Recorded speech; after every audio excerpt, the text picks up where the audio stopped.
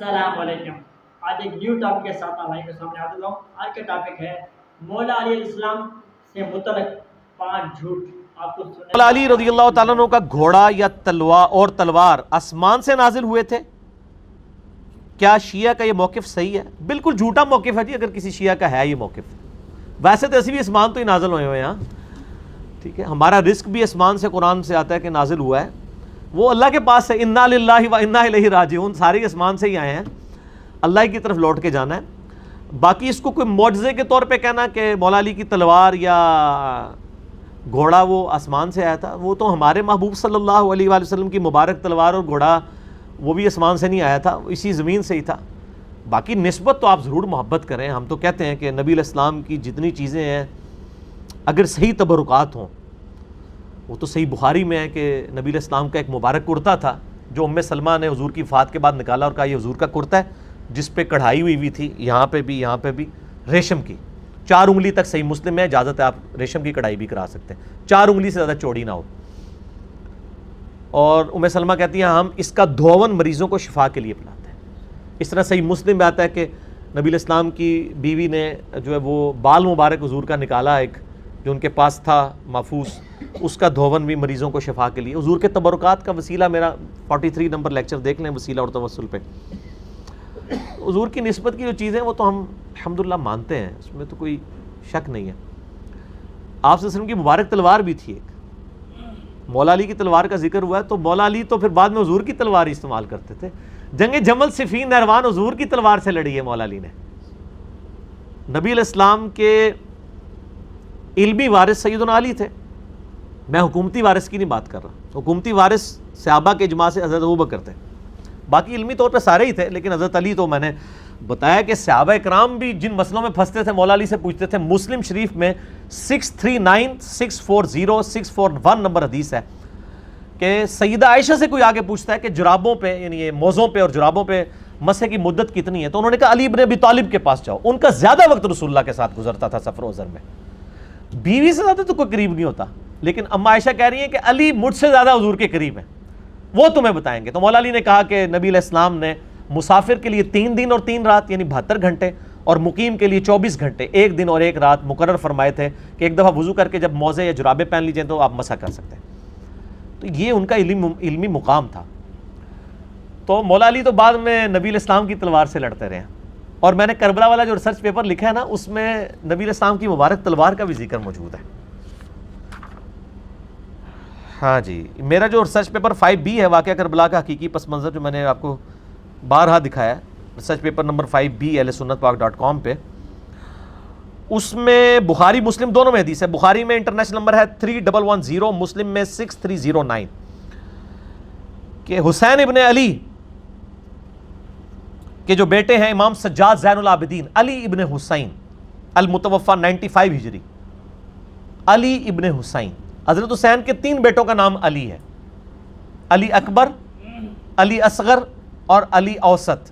یہ ہم کہتے ہیں درمیان والا علی, بڑے والا علی, چھوٹے والا. بڑے والے علی کو تو سارے علی اکبر کہتے ہیں, چھوٹے والے کو علی اصغر کہتے ہیں, وہ درمیان والا جو ہے نا وہ امام زین العابدین ہے, علی اوسط, علی ابن حسین بن علی علیہم السلام. اور امام بخاری نے باقاعدہ جو ہے وہ ان کو علیہم السلام لکھا ہے. صحیح بخاری میں 7465 نمبر حدیث ہے, جس میں امام زین العابدین, امام حسین اور امام علی تینوں کو علیہم السلام لکھا ہے امام بخاری نے. خیر علیہ السلام پہ میرا کلپ یوٹیوب پہ دیکھ لیں. بخاری میں 3110, مسلم میں 6309. امام زین العابدین کہتے ہیں کہ جب میں اپنے والد صحیح حسین ابن علی کی شہادت کے بعد یزید ابن معاویہ کے دربار سے واپس آیا, یہاں پہ ہے مقتل حسین سے جب واپس آئے. یہ کہتے ہیں واقعہ کربلا تو وہی کوئی نہیں ہے, بخاری مسلم میں موجود ہے حضرت حسین کے قتل کا بیان, اس میں مقتل حسین کا ذکر ہے. تو ان کا بیٹا کہتا ہے کہ میں حسین علیہ السلام کی شہادت کے بعد جب یزید ابن معاویہ کے دربار سے واپس آیا تو سیدنا مسور بن مخرمہ صحابی میرے پاس آئے اور انہوں نے کہا کہ آپ کے پاس رسول اللہ کی وہ تلوار ہے جو سیدنا علی کو ملی, پھر حضرت حسن کو ملی, پھر حضرت حسین کو ملی. حسین علیہ السلام کی شہادت کے بعد حضرت حسین ابن علی امام سجاد کے پاس تھی. وہ تلوار آپ مجھے عنایت فرما دیں, کیونکہ مجھے ڈر ہے کہ یہ قوم آپ سے چھین نہ لے. اور کون بریلوی دیوبندی اہل حدیث آل امیہ, وہ آپ سے چھین نہ لے. اس تلوار کو کہیں آپ سے چھین نہ لے, جب تک میری جان میں جان ہے اللہ کی قسم میں اس کی حفاظت کرتا رہوں گا. تو مسور بن مخرمہ صحابی نے مانگ لی تھی وہ تلوار, لیکن وہ زین العابدین نے نہیں دی ہے. نبی علیہ السلام کی مبارک تلوار اس وقت بھی آپ جو توپ کاپی میوزیم ہے نا ٹرکی میں, اس کے اندر موجود ہے الحمدللہ. تو یہ کوئی آسمان سے نہیں نازل ہوئی, یہ اسی زمین میں ہی سارے معاملات ہیں. آپ کے بقول سیدنا عمر رضی اللہ تعالیٰ عنہ نے سیدنا علی کو 6 رکنی کمیٹی میں داخل کیا, جس کے ذریعے خلیفہ ثالث کو چنا گیا, جبکہ اہل تشیع اس معاملے میں سیدنا عمر کے اس اقدام کو بدنیتی قرار دیتے ہیں نعوذ باللہ. ان کے مطابق مولا علی کو ڈائریکٹ ہی نامزد کر دینا چاہیے تھا. میرے بھائی یہ بدنیتی قطعاً نہیں تھی. صحیح بخاری میں موجود ہے کہ یہ میں نے ریسرچ پیپر جو واقعہ کربلا والا ہے نا, واقعہ کربلا کا حقیقی پس منظر 72 صحیح الاسناد حدیث کی روشنی میں, جس میں 200 روایتیں ہیں, اکثر بخاری اور مسلم سے ہیں, اس میں بھی میں نے یہ حدیث ڈالی ہوئی ہے. بخاری میں ہے 3700, اور ایک اس کا طریق بخاری میں ہے 7207, جس میں حضرت عثمان کس طرح منتخب ہوئے وہ ڈیٹیل موجود ہے. یہ ذرا دکھا دیں جی دوبارہ ان کو واقعہ کربلا والا سچ پیپر. یہ عربی میں بھی ہے, اردو میں بھی ہے, ہندی میں بھی ہے, اور انگلش کے اندر بھی ہے, انشاءاللہ فارسی میں بھی آ جائے گا. فری ڈاؤن لوڈ کر سکتے ہیں, اور اگر ڈاک کے ذریعے منگوانا ہے عثمان بھائی کو کال کریں 032159000162, فری آ جائے گا آپ کے گھر. اس میں موجود ہے بخاری میں 3700 اور 7207 کہ 6 رکنی کمیٹی جو سیدنا عمر نے وفات کے دنوں میں بنائی. ایک طریق میں آتا ہے کہ انہوں نے نام لیا علی, عثمان, طلحہ, زبیر, عبد الرحمن بن عوف اور سعد ابن ابی وقاص. 6. ایک میں حضرت علی کا نام پہلے ہے, ایک میں حضرت عثمان کا نام پہلے ہے. 6 رکنی کمیٹی بنائی. اس سے پہلے جو آپ اس پوری ڈیٹیل حدیث کو پڑھیں تو عبداللہ بن عمر کہتے ہیں کہ لوگوں نے حضرت عثمان سے کہا اپنا خلیفہ نامزد کریں حضرت عمر سے. تو حضرت عمر نے کہا اگر میں خلیفہ نامزد کرتا ہوں تو میں اس شخص کی سنت پہ عمل کرتا ہوں جو مجھ سے بہتر ہے, یعنی سیدنا ابو بکر, اور میں اگر خلیفہ نامزد نہیں کرتا تو میں اس شخص کی سنت پہ عمل کرتا ہوں جو ہم سب سے بہتر ہیں, یعنی نبی صلی اللہ علیہ وآلہ وسلم. تو عبداللہ بن عمر کہتے ہیں جب یہ بات حضرت عمر نے کی تھا تو میں سمجھ گیا کہ اب وہ اپنا خلیفہ کسی کو نامزد نہیں کریں گے, کیونکہ حضرت عمر کوشش کرتے تھے کہ وہ نبی کے طریقے کے اوپر چلیں. ویسے حضرت ابوبکر نے بھی کوئی دھونس نہیں کی تھی, صحابہ سے مشورہ لیا تھا, لیکن وہ ذرا ڈیفرنٹ تھا, یعنی نامزد کیا, اور ظاہر ہے کہ حضرت عمر کے لیول کا کوئی بندہ نہیں تھا, سب نے ایکسیپٹ کر لیا. لیکن حضرت عمر اس سے بھی ایک سٹیپ آگے گئے, انہوں نے نامزد بھی نہیں کیا کسی کو, اور کہا کہ 6 رکنی کمیٹی بنا رہا ہوں, اور اس میں الفاظ ہے کہ یہ وہ 6 بندے ہیں جن سے نبی علیہ السلام وفات تک راضی رہے. ٹھیک ہے, تو اس لیے ووٹنگ کی ضرورت نہیں تھی. جب نبی انڈورس کر دے پھر ووٹنگ کی ضرورت نہیں رہتی. اور وہ اشرم وشرا والے تھے 6 کا, علی, عثمان, طلحہ, زبیر, عبد الرحمن بن عوف اور سعد ابن ابی وقاص.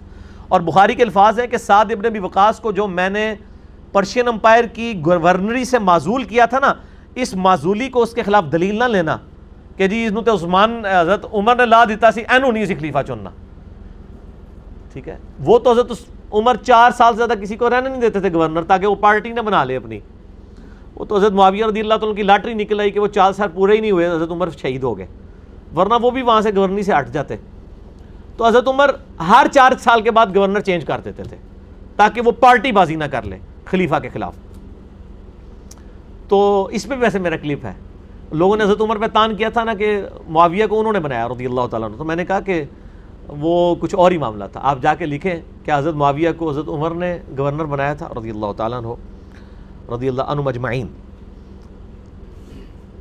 تو ابن عمر کہتے ہیں کہ میں نے سمجھ لیا کہ نبی علیہ السلام کا طریقہ اڈاپٹ کریں گے, اور وہی ہوا, انہوں نے 6 رکنی کمیٹی. اس کے بعد اپنے بیٹے عبداللہ بن عمر کو کہا کہ اما عائشہ کے پاس جاؤ, ان سے کہنا کہ عمر بن خطاب عرض کرتا ہے, امیر المومنین نہ کہنا, I am no more امیر المومنین, کہیں میرے اس امیر کے حکم اولي الامر منکم کے تحت, یعنی اس کو حکم نہ امیر المومنین کا مان کے اما عائشہ مجبور ہو جائے. ان سے کہو کہ عمر اپنے 2 ساتھیوں کے ساتھ دفن ہونا چاہتا ہے.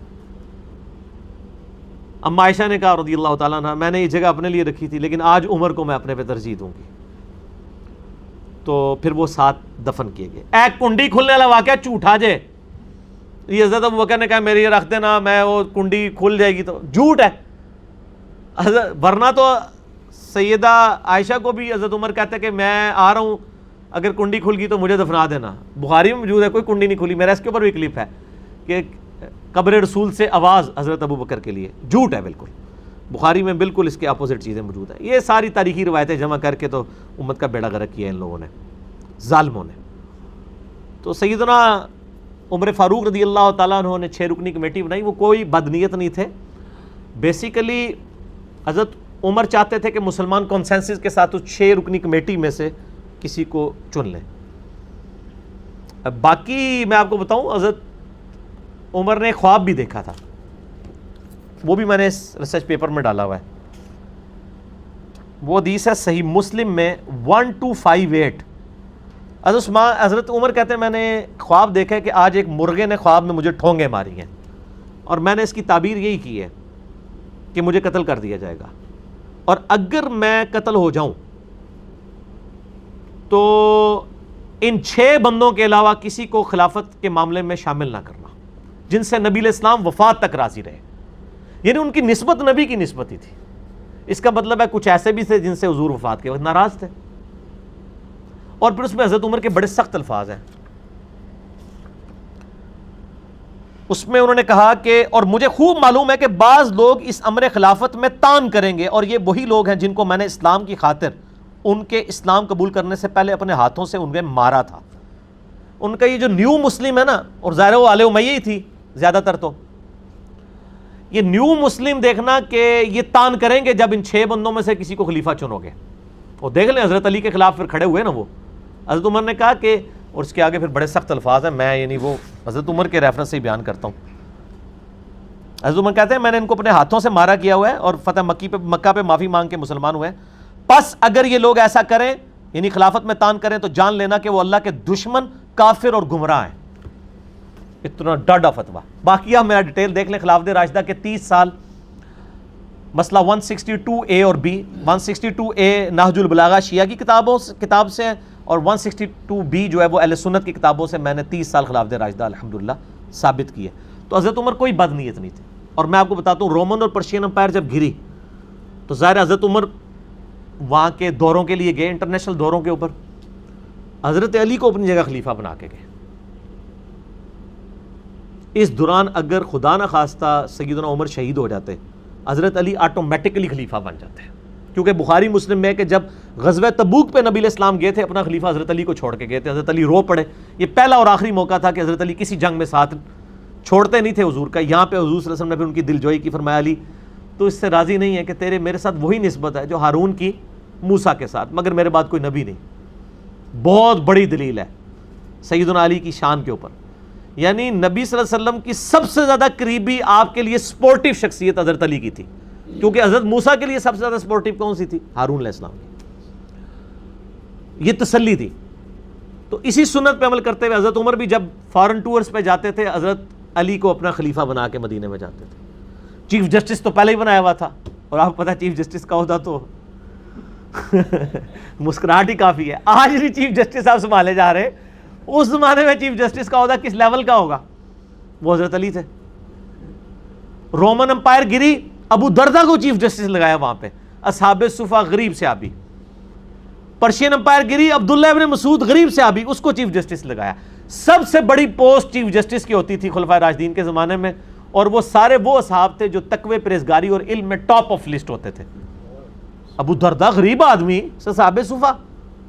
ابن مسعود غریب آدمی, اصحاب صفا. اور حضرت علی تو ویسے ہی درویش آدمی. ٹھیک ہے, تو یہ 3 چیف جسٹس تھے حضرت عمر کے زمانے میں. سیدنا علی مدینے میں, حجاز میں, رومن امپائر کے اوپر ابو دردہ, پرشین امپائر کے اوپر سیدنا ابن مسعود رضی اللہ عنہم اجمعین وعلیہم السلام اجمعین. اللہ تعالیٰ قیامت الدین ہمیں ان کا ساتھ نصیب فرمائے, آمین. تو حضرت عمر کوئی بد نیت نہیں تھے, ورنہ یہ کام نہ کرتے. حضرت عمر کے اس عمل کو بدنیتی نہ سمجھے, بلکہ ان کی احتیاط اور نبی علیہ السلام کے ساتھ عقیدت تھی. اور یہ بھی میں آپ کو بتاؤں, تاریخی روایتوں میں آتا ہے کہ حضرت عمر کی خواہش تھی کہ حضرت علی کو بنا دیں. میں نے خود وہ روایتیں پڑھی ہیں کہ حضرت عمر کہتے تھے میرا دل کرتا ہے میں اس گنجے کو نا اپنے بعد خلیفہ بنا دوں، یہ تم لوگوں کو بالکل سیدھا کر کے چلائے گا۔ حضرت علی اور حضرت عمر گنجے ہو چکے تھے، خود پہن کے نا بال جھڑ چکے تھے، تو حضرت عمر کو بھی پتا۔ اور یہ یعنی مسلمانوں کے اوپر جب غیر مسلم بھی تاریخ لکھتے ہیں نا مسلمانوں کی، وہ کہتے ہیں کہ حضرت عمر کے بعد اگر حضرت علی کو خلیفہ چن لیا جاتا تو اسلام کو ایک عمر اور مل جاتا۔ بہرحال یہ ایک معاملہ الگ ہے، ہم تو چاروں کو خلفائے راشدین مانتے ہیں، حسن ابن علی کو 5ویں خلیفہ راشد مانتے ہیں الحمدللہ۔ ٹھیک ہو گیا جی؟ تو ہم نہ رافضی ہیں نہ ہم ناسبی ہیں، بلکہ نہ میں وابی نہ میں بابی، میں ہوں مسلم علمی کتابی۔ یہ اگلا سوال ہے، اس کے بعد انشاءاللہ سموسوں کا وقفہ کرتے ہیں۔ صحیح بخاری میں حدیث ہے 7465، اس کی آپ شرح کیا کریں گے؟ ناسبی حضرات اسے بہت اچھالتے ہیں کہ سیدنا علی رضی اللہ تعالیٰ کو نبی علیہ السلام نے جگانے کے لیے آئے تو انہوں نے جاگنے سے انکار کر دیا۔ ہاں جی سانو پتہ ہے جناب، یہ جب ہم ان کو یعنی آل امیہ کی کارستانیاں سناتے ہیں نا تو وہ کہتے ہیں دیکھیں جی حضرت علی نے بھی تو یہ کیا تھا۔ بھئی حضرت علی نے تو صحیح بخاری میں آتا ہے کہ محمد رسول اللہ مٹانے سے انکار کر دیا تھا، تو یہ حضرت علی کے کوئی عیب کے طور پہ بیان ہوگا؟ ان کی محبت کا تقاضا تھا، نبی علیہ السلام نے بھی اس کو عیب نہیں شمار کیا۔ ٹھیک ہوگا جی؟ وہ تو انہوں نے اپنی محبت کا اظہار کیا کہ مٹانے سے انکار کر دیا، محمد رسول اللہ کی بجائے محمد ابن عبداللہ لکھوانا چاہتا تھا، سہیل ابن عمر، صلح حدیبیہ کے موقع میں بخاری میں آتا ہے۔ اب یہ جو ناسبی اچھالتے ہیں نا صحیح بخاری کی حدیث 7465، اس میں یہ تھا، اس کے اوپر ذرا باب تو دیکھ لیں امام بخاری نے کیا باب باندھا ہے۔ امام بخاری تو حضرت علی کے اس جواب سے رزلٹ نکال رہے ہیں مسئلہ تقدیر کا، قدریہ کے خلاف جو تقدیر کے منکر ہیں، کہ حضرت علی کا یہ جملہ اس چیز کو جسٹیفائی کرتا ہے کہ تقدیر غالب ہے۔ انہوں نے حضرت علی کے نیگیٹو پوائنٹ کے طور پہ تو اسے پیش نہیں کیا، اس سے تو دین کا مسئلہ نکالا ہے۔ 7465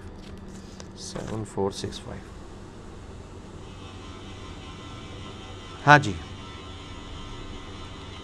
فی المشیہ والارادہ، یعنی یہ چیپٹر ہے مشیت اور ارادے کے بارے میں۔ ایک انسان کا ارادہ ہوتا ہے، ایک اللہ کی مشیت ہوتی ہے۔ ہم کہتے ہیں نا کہ دونوں چیزیں جب جمع ہو نا پھر ہی کوئی کام ہو سکتا ہے، کہ آپ بھی نیت کریں پھر اللہ تعالیٰ کی تقدیر بھی غالب ہو۔ اس باب کے تحت لے کے ہیں کہ 7465، اور دیکھیں حضرت علی خود اس حدیث کو روایت کر رہے ہیں، اور اس حدیث میں امام بخاری نے حسین ابن علی اور علی ابن حسین یعنی امام زین العابدین کے نام کے ساتھ علیہ السلام بھی لکھا ہے، اور اس سے بڑی بات دارالاسلام والوں نے ڈنڈی بھی نہیں ماری، باقی جگہ ڈنڈی ماری ہے انہوں نے، رضی اللہ عنہ کر دیا ہے علیہ السلام کو۔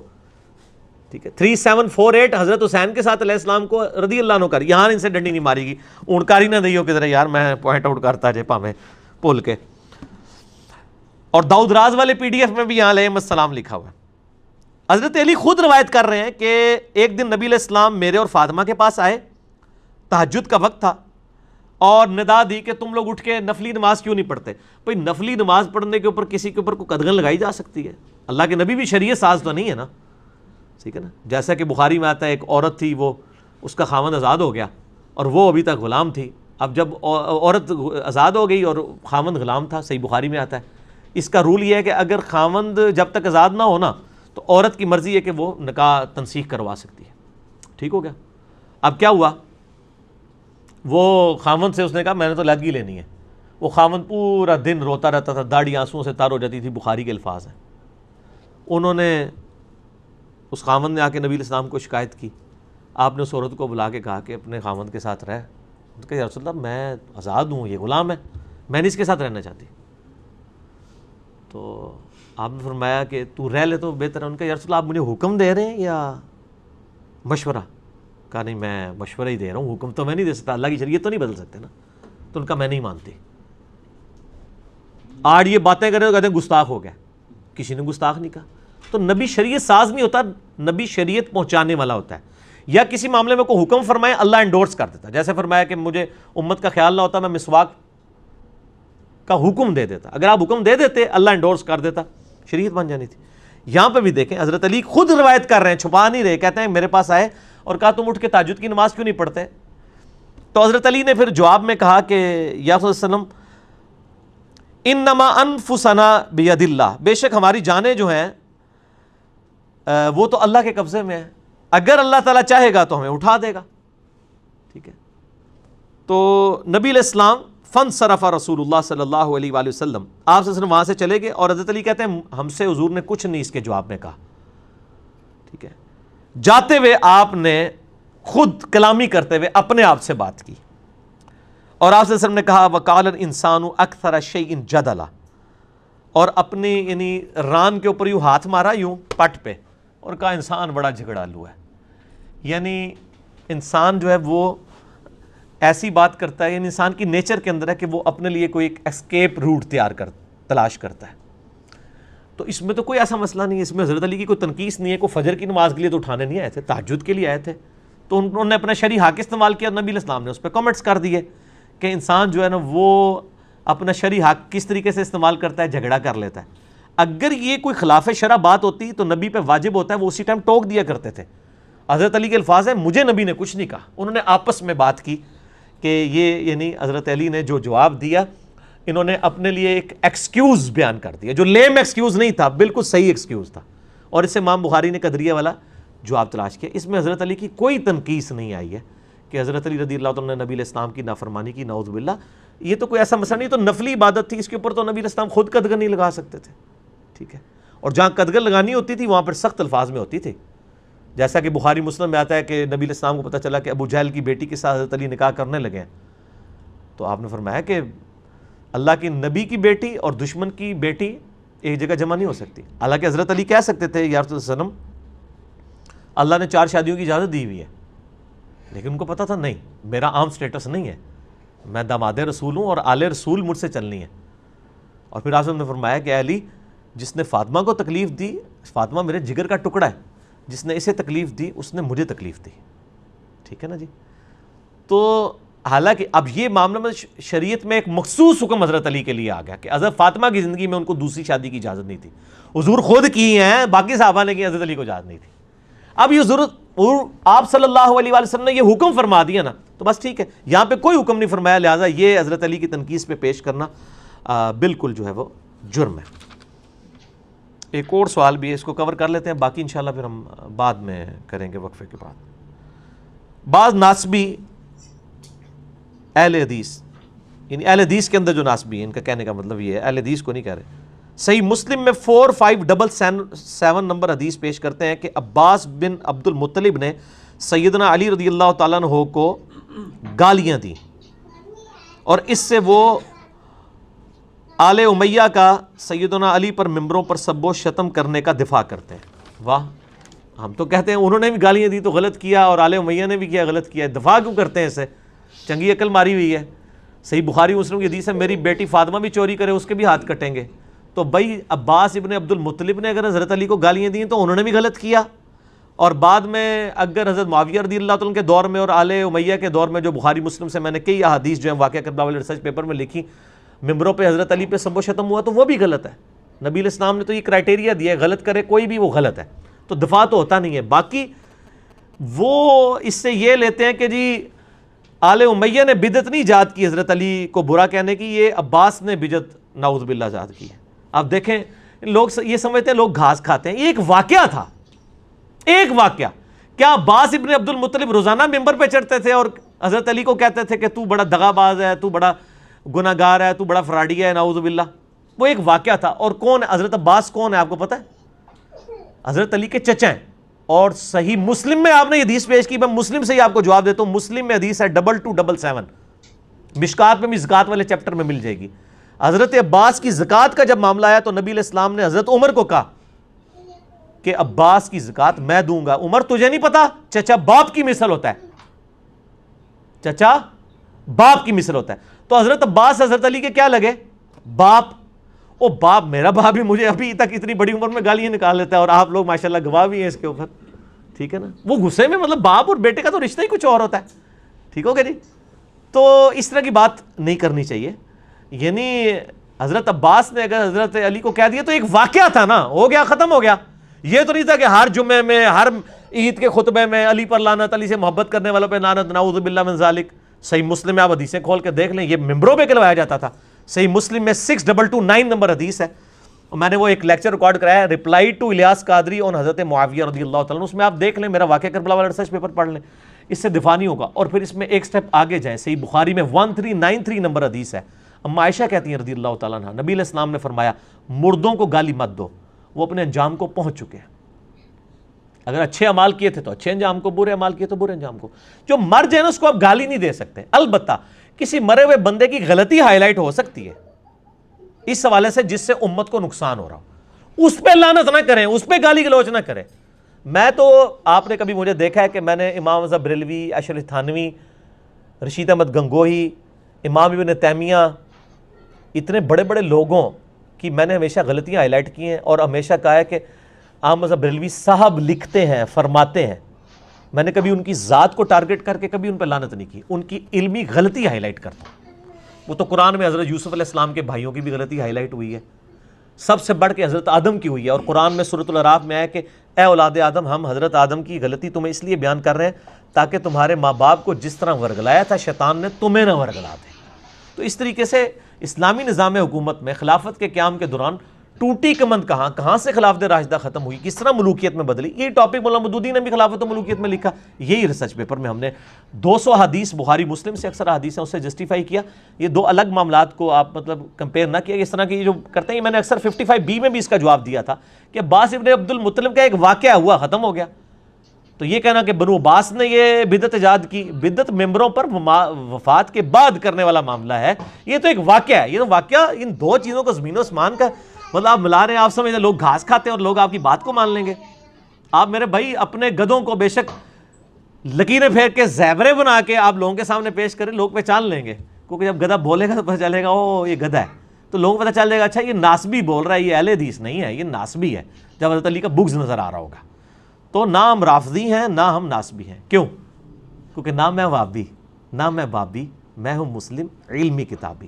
نہ ہم سو کارڈ جو علمی بات کرے اسے وابی کہہ دیتے ہیں، اور اس کے اگینسٹ میں نے ٹرم ڈیوائز کی بابی، بابوں کا ماننے والا۔ ہم بابوں کے ماننے والے بھی نہیں، ہم علمی کتابی مسلمان ہیں، عام مسلمان ہیں، ان کو بھی ہم مسلمان ہی سمجھتے ہیں، اور علمی طریقے سے ان کی غلطیاں ان پر ہائی لائٹ کرتے ہیں۔ میرا خیال ہے کافی سوالات ہو گئے ہیں، اب اس سے زیادہ میں نے کیا تو میں تھک جاؤں گا، اور عثمان بھائی سموسے بھی لے آئے ہیں، سموسے کھائیں، چائے پئیں اور کرو کری چلو، ٹھیک ہے جی۔ اللہ تعالیٰ سے دعا ہے جو حق بات میں نے کہی اللہ تعالیٰ ہمارے دلوں میں راسخ فرمائے، اگر جذبات میں میرے منہ سے کوئی غلط بات نکل گئی تو اللہ تعالیٰ ہمارے دلوں سے ہی معاف کر دے، ہمیں کتاب و سنت کی تعلیمات پر عمل کر کے دوسرے بھائیوں تک پہنچانے کی توفیق عطا فرمائے۔ سبحانک اللہم و بحمدک، اشہد ان لا الہ الا انت، استغفرک و اتوب الیک، وما علینا الا البلاغ المبین۔ جزاکم اللہ خیرا۔